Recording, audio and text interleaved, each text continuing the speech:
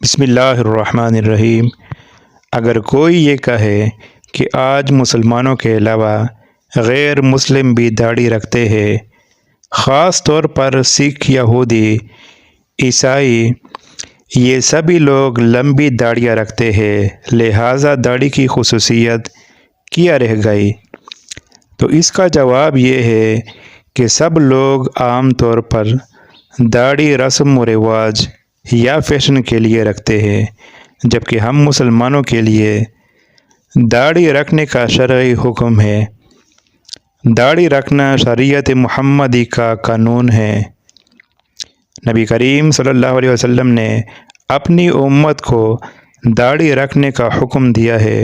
فرمایا، ترجمہ: مونچھیں کترو اور داڑیاں بڑھاؤ۔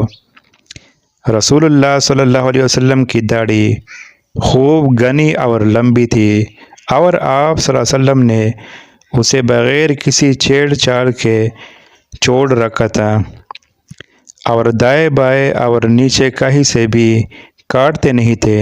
صحیح مسلم میں ہے، حضرت جابر رضی اللہ عنہ فرماتے ہیں کہ رسول اللہ صلی اللہ علیہ وسلم کے سر کے بال اور داڑھی میں سفید بال اگنا شروع ہو گئے تھے، اور جب آپ تیل استعمال کرتے تو ظاہر نہ ہوتا، اور جب بال پراگندہ ہوتے تو معلوم ہونے لگتا، اور آپ کی داڑھی کے بال بہت کثیر تھے۔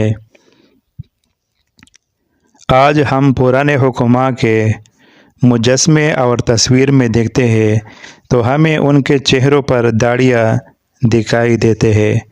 ارسطو کی داڑھی تھی، افلاطون کی بھی داڑھی تھی۔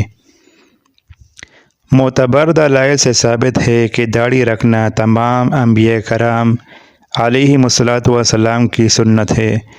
نبی کریم صلی اللہ علیہ وسلم نے فرمایا، ترجمہ: 10 چیزیں فطرت یعنی سنن انبیاء میں سے ہے، جن میں مونچھوں کو کٹوانا اور داڑھی کا بڑھانا ہے۔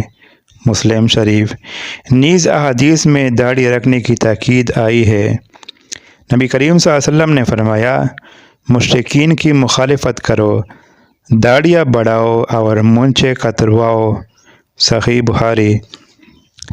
نبی کریم صلی اللہ علیہ وسلم نے فرمایا، 10 خصلتیں ایسی ہیں جو قوم لوط میں تھی، جن کی وجہ سے وہ ہلاک ہوئی ہے۔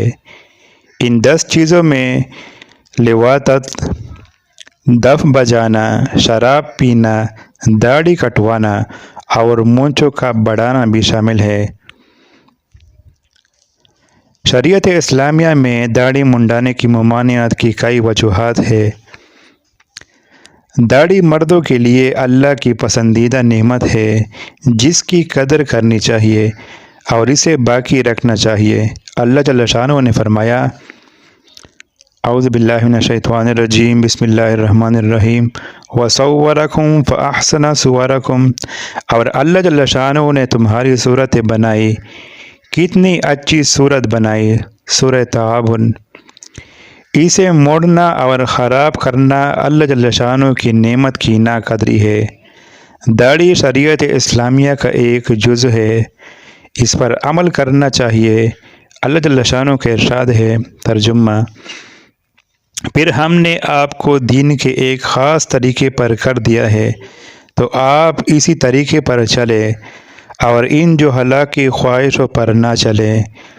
سورہ جاثیہ۔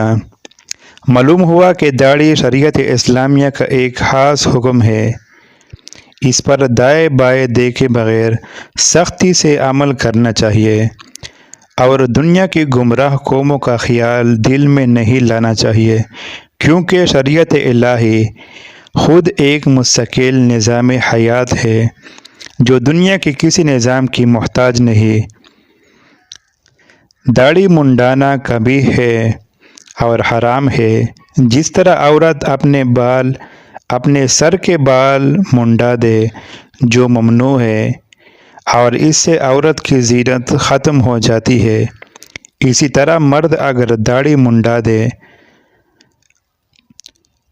اور اس سے مردانہ شان ختم ہو جاتی ہے۔